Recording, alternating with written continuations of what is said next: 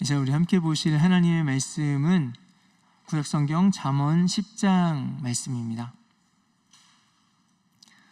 잠언 10장의 말씀을 우리 조금 천천히 한 목소리로 말씀 함께 보도록 하겠습니다. 잠언 10장 1절에서 5절 말씀입니다.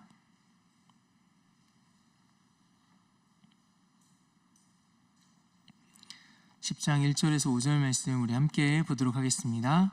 솔로몬의 잠언이라. 지혜로운 아들은 아비를 기쁘게 하거니와 미련한 아들은 어미의 근심이니라. 불의의 재물은 무익하여도 공의는 죽음에서 건지느니라. 여호와께서 의인의 영혼은 줄이지 않게 하시나 악인의 소욕은 물리치시느니라. 손을 게으르게 놀리는 자는 가난하게 되고 손이 부지런한 자는 부하게 되느니라. 여름에 거두는 자는 지혜로운 아들이나 추수 때에 자는 자는 부끄러움을 끼치는 아들이니라. 아멘. 이 새벽에 하나님 말씀 가운데 가장 먼저 나오는 모든 성도님들 안에 하나님이 주시는 참된 지혜가 이 하루 가운데 가득하시기를 주의 이름으로 축원드립니다. 오늘 말씀은 이렇게 시작합니다. 솔로몬의 잠언이라.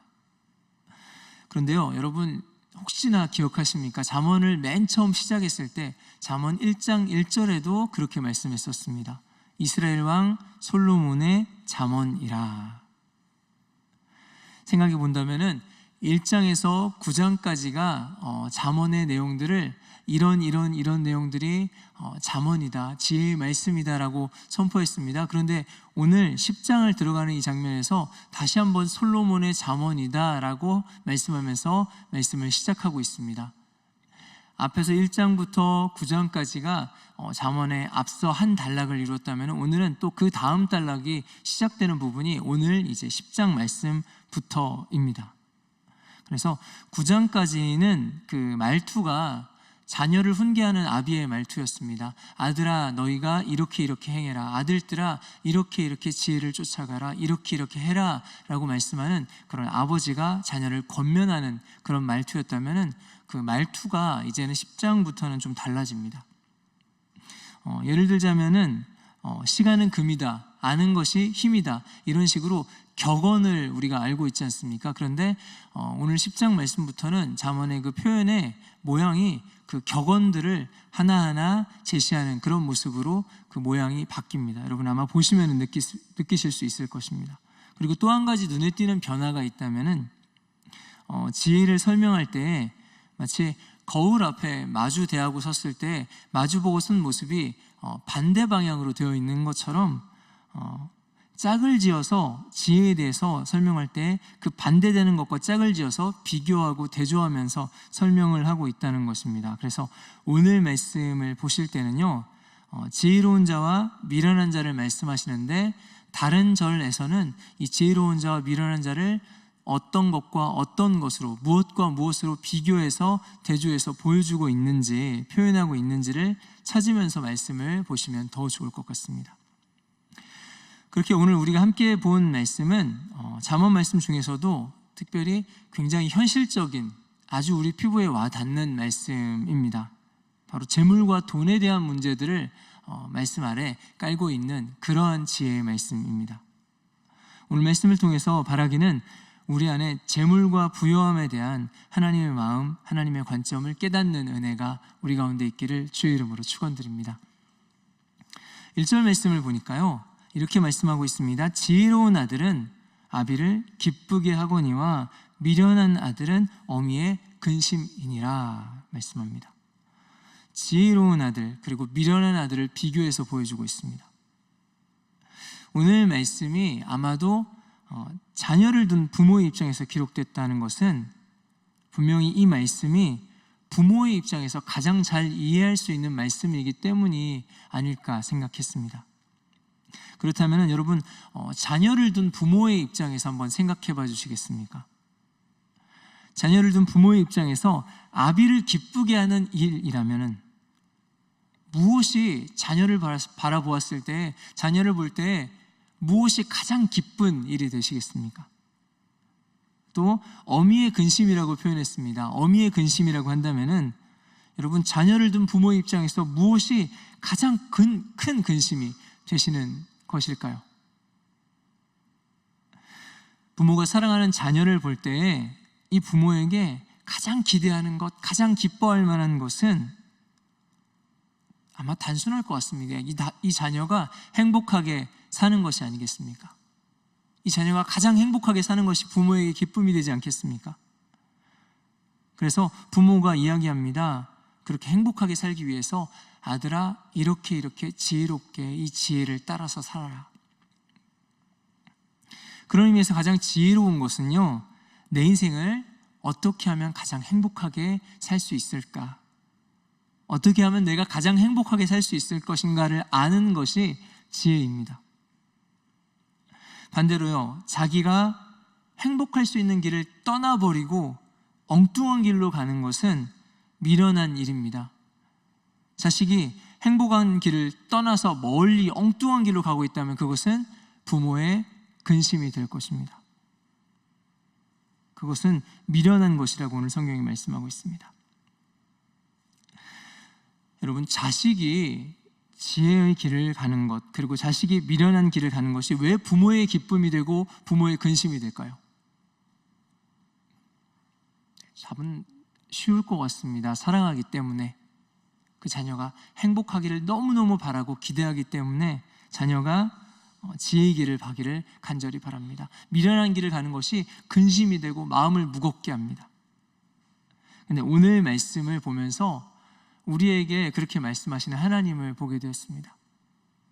하나님께서는 우리에게 잠언을 통하여서, 아니요, 성경 전체를 통하여서 수없이 애타게 우리에게 말씀하고 계십니다. 아들들아, 자녀들아, 너희가 이렇게 지혜를 따라서 살아가라, 지혜를 따라서 이렇게 행해라 라고 수없이 우리에게 반복해서 지혜를 말씀하고 계시는 하나님이십니다. 왜 우리 하나님이 우리에게 그렇게 지혜를 말씀하고 또 말씀하고 또 말씀하시는 것일까요? 하나님 자녀인 저 여러분을 사랑하기 때문인 줄 믿습니다. 하나님 사랑하시는 우리 한 사람 한 사람이 행복하기를 바라시고 간절하게 소망하시기 때문에 하나님 우리에게 지혜를 말씀하시고 또 말씀하시고 또 말씀하시는 줄 믿습니다. 간절히 바라기는 나를 사랑하셔서 나의 행복을 간절히 원하시는 아버지 하나님의 사랑을 우리가 말씀을 통해서 더 깊이 깨닫고 알아가시는 저 여러분들 되시기를 주의 이름으로 축원드립니다. 그렇게 오늘 말씀이 지혜와 미련함을 비교하면서 시작했다면은 2절 말씀에서는 불의와 공의를 비교해서 말씀하고 있습니다. 이렇게 말씀합니다. 불의의 재물은 무익하여도 공의는 죽음에서 건지느니라. 본격적으로 물질에 대한 이야기를 하기 시작합니다. 불의의 재물에 대해서 말씀합니다. 불의의 재물이 무익하다고 말씀할 때 이 말씀은 누구를 들으라고 하는 말씀일까요? 불의의 재물이 무익하다라고 이야기할 때 이 이야기를 들어야 할 만한 사람들이 분명히 있을 겁니다. 그들에게 이야기를 했을 텐데 누가 이 이야기를 들어야 할 만한 사람이었을까요?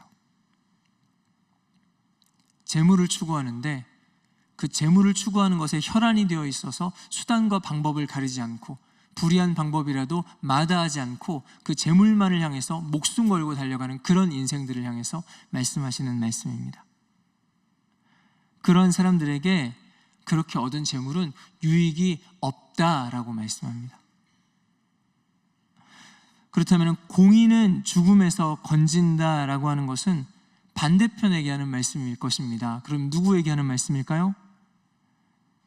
공의는 죽음에서 건진다고 말씀하는 것은 어떤 사람들은 이미 죽음의 길을 가고 있다는 이야기입니다. 어떤 사람들은 죽음의 길을 가고 있는데 너희는 그런 길 가지 말라고 말씀하는 것입니다. 죽음의 길을 가지 말고 인생의 목표가 돈이 아니라 생명이 되는 그런 인생, 그런 사람으로 살아가라고 그들에게 이 공의를 행하라고 말씀합니다. 혹시 공의를 행하지 않는 사람은 다 죽은 사람일까요? 공의를 행하지 않는 사람이 숨도 못 쉴까요? 아니요, 그들도 숨을 쉬고 살아갑니다. 단순히 태어나서 숨 쉬고 심장이 뛰는 것이 생명이라면은 그렇게 생명을 얻을 필요가 없습니다.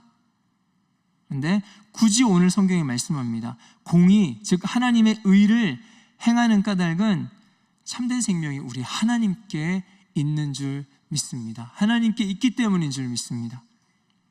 그래서 오늘 말씀은 하나님의 공의, 하나님의 의를 행함으로 하나님과 관계하고 하나님이 주시는 이 참된 생명을 누리라고 말씀합니다. 그래서 하나님의 공의가 우리를 죽음에서 건지신다 말씀하고 있습니다. 2절 말씀은 결국에는 수단 방법 가리지 않고 재물을 쫓아가는 사람과 그리고 하나님의 의를 따라서 생명을 향해서 나아가는 사람을 비교해서 보여줍니다. 재물을 목표로 살아가는 미련한 자가 될 것인가? 하늘 생명을 목표로 달려가는 지혜로운 자가 될 것인가? 오늘 우리는 어느 편에 더 가까이 서 있을까요? 여러분, 세상의 부요함이 우리를 살리지 못합니다. 그것을 무익하다고 말씀합니다. 하나님의 의가 우리를 살게 한다. 그 안에 생명이 있다 말씀합니다. 죽음에서 우리를 건진다 말씀하십니다. 간절히 바라기는 하나님의 공의를 붙잡아서 참된 생명을 누리는 저와 여러분들 되시기를 주의 이름으로 축원드립니다. 하지만은 하나님 말씀을 우리가 들을 때 우리 가운데 순간순간 불쑥불쑥 의문들이 찾아올 때가 있습니다. 왜냐하면 이 세상을 바라보면 상황이 그렇지 않기 때문입니다. 이 세상이요, 우리가 정직하게 모든 재물을 추구할 때 그렇게 공의롭게만 해도 될 만큼 이 세상이 그렇게 만만치가 않습니다. 수많은 사람들이 수단과 방법을 가리지 않고 불의한 방법을 써서라도 그들의 재물을 추구하고 이익을 추구하면서 살아가는 것이 이 세상입니다. 그런데 그런 세상에서 우리가 하나님의 의만 구하면서 의롭게만 살면, 그 생명만 구하면서 그렇게 살아가면 그러다가 굶어 죽지 않을까요? 하나님은 우리를 정직하게 살다가 그렇게 굶어 죽으라고 말씀하시는 것일까요? 그런 의문을 가질 때쯤에 3절에 그 대답이 바로 이어서 나옵니다. 3절이 이렇게 말씀합니다. 여호와께서 의인의 영혼은 줄이지 않게 하시나 악인의 소욕은 물리치시느니라. 이번에는 의인과 악인의 모습을 비교해서 보여줍니다. 하나님이 공의를 구하는 사람, 곧 의인의 그 영혼을 줄이지 않게 하신다라고 말씀합니다. 그러면 영혼만 줄이지 않게 하신다는 말씀일까요? 아니요, 그렇지는 않습니다. 육신은 굶어 죽을 수도 있다라고 말씀하시는 것이 아닙니다. 우리의 모든 것에 있어서 우리의 영혼까지도 줄이지 않게 채워주시고 책임지시겠다는 말씀입니다. 그 모든 것에 있어서 우리를 살게 하시겠다라는 말씀입니다. 하나님께서 하나님의 의를 쫓아가는 모든 사람들의 인생 구석구석에서 그 모든 필요를 채우시고 책임지신다는 말씀입니다. 언제요?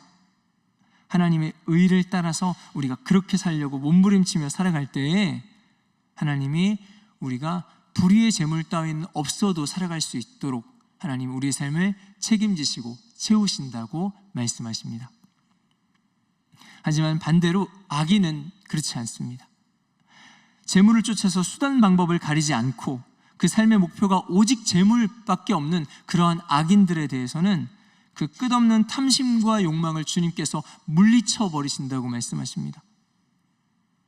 그래서 하나님의 의를 따라서 사는 의인은 그 삶을 하나님이 채우시지만은 하나님과 상관없이 자기의 욕심, 자기 소욕만을 따라서 살아가는 그러한 삶은, 그러한 악인들의 욕심 가득한 간구는 주님이 듣지 않으신다, 물리치신다라고 말씀하고 있습니다. 여러분, 성경은요, 재물의 문제에 있어서 하나님이 과연 우리의 필요에 응답하실까라는 질문에 대해서 분명하게 그렇다라고 답하고 있습니다.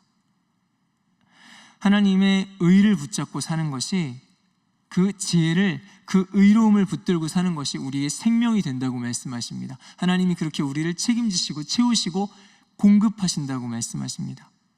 그리고 우리의 물질의 문제까지도, 단지 어떤 영적인 문제뿐만 아니라 우리의 물질의 문제, 현실적인 살아가는 문제까지도 책임지시고 해결하신다고 말씀합니다. 결국에는 하나님을 가까이 하는, 하나님과 함께하는 이 지혜가 우리 인생을 변화시킬 수 있는 가장 현실적인 방법이 된다라고 말씀하는 것입니다. 간절히 바라기는 자녀를 사랑하는 하나님이 주시는 이 행복의 길이 가장 지혜된다는 것을 우리가 깨닫고 이 현실적인 지혜를 쫓아갈 수 있는 저와 여러분들 되시기를 간절히 원합니다. 한 번 더 그럼 의문을 가져봅니다. 의인은 하나님이 책임지시고 공급하시고 먹이신다라고 말씀했습니다. 그렇다면 우리가 믿음만 가지고 의로움만 붙잡고 그냥 가만히 있으면 될까요? 아무것도 하지 않고 그냥 가만히 하늘만 바라보고 있으면 될까요? 그런데 기다렸다는 듯이 4절 5절에 그 부분을 말씀하고 있습니다. 4절과 5절은 게으른 자와 부지런한 자에 대해서 말씀하고 있습니다. 5절까지 이어서 연장선상에서 사실은 같은 맥락 안에서 본다면은 지혜로운 자가 어떤 자냐?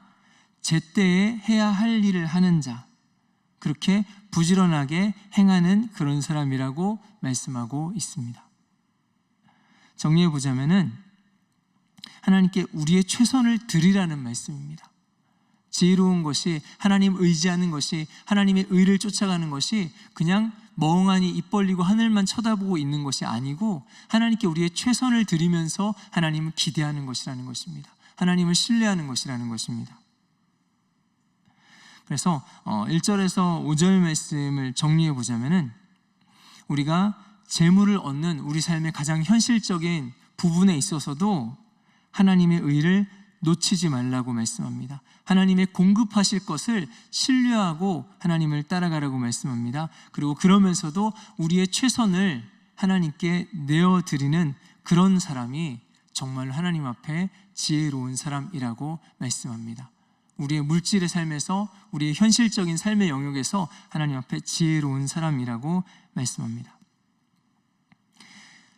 우리 삶을 살아가는 가장 현실적인 부분, 물질의 영역에, 재물의 영역 앞에서도 하나님 보시기에 가장 지혜로운 삶을 살아가시는 저와 여러분들 되기를 주의 이름으로 축원드립니다.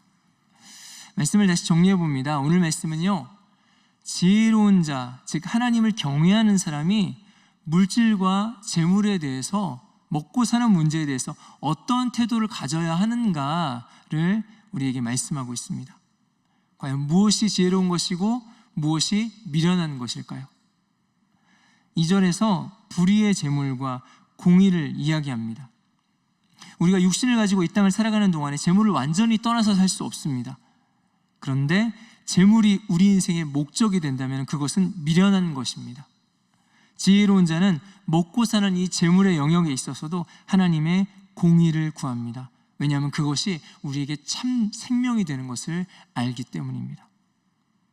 3절에서는 의인과 악인에 대해서 말씀합니다. 세상은 악하게 살아도 된다고 말합니다. 불의한 방식으로 너희들도 그렇게 살아가라고, 그래야 살 수 있다고 우리에게 말합니다. 하지만은 우리가 하나님의 공의를 따라간다고 해서 결코 굶어 죽지 않는다고 말씀합니다. 하나님께서 의인을 그 때에 맞게 채워주시고 공급하시고 책임지신다고 말씀하십니다. 4절 5절은 우리에게 게으른 자 그리고 부지런한 자에 대해서 말씀합니다. 자기의 때에 맞게 자기 할 것을 하는 자와 때에 맞게 할 것을 하지 못하는 자에 대해서 비교해 보여주고 있습니다. 불의한 꼼수로 재물을 탐하는 그런 악한 자들은 오히려 부지런하지 않습니다. 게을러서 가난하게 됩니다. 하지만 하나님이 책임지시는 의인들은요, 그 삶의 자리에서도 자신의 최선을 하나님께 드려서 부지런히 일하는 사람이라고 말씀합니다. 그것이 하나님이 말씀하시는 물질에 대하여서 지혜롭고 의로운 아들입니다. 간절히 바라기는 오늘 우리의 삶에 하나님을 신뢰하고 하나님의 지혜를 따라가는 것이 우리의 삶의 현실적인 영역에도 가장 깊숙이 적용되는 저와 여러분들 되기를 원합니다. 하나님께서 우리에게 주시는 이 지혜를 인하여서 우리의 먹고 사는 문제, 재물에 있어서도 우리가 하나님의 뜻을 구하고 하나님의 의를 구하고 하나님 신뢰함으로 우리의 최선을 주님께 내어드릴 수 있는, 그렇게 주님의 지혜를 가지고 이 땅을 살아가는 저와 여러분들 되시기를 주의 이름으로 축원드립니다. 이제 함께 기도하겠습니다. 함께 기도하실 때 하나님, 우리가 영적인 영역에서만 하나님을 따라가는 것이 아니라 우리의 가장 현실적인 삶의 영역에서, 그리고 우리의 재물과 물질의 문제에 있어서도 하나님을 신뢰하고 하나님의 의를 쫓아가고, 그리고 하나님 안에서 우리가 지혜를 따라갈 수 있는 그런 하나님의 사람들 되기를 원합니다. 하나님, 우리의 삶을 그렇게 인도하여 주시옵소서. 간절한 기도의 제목을 가지고 각자 하나님께 기도하다가 돌아오겠습니다. 함께 기도하겠습니다.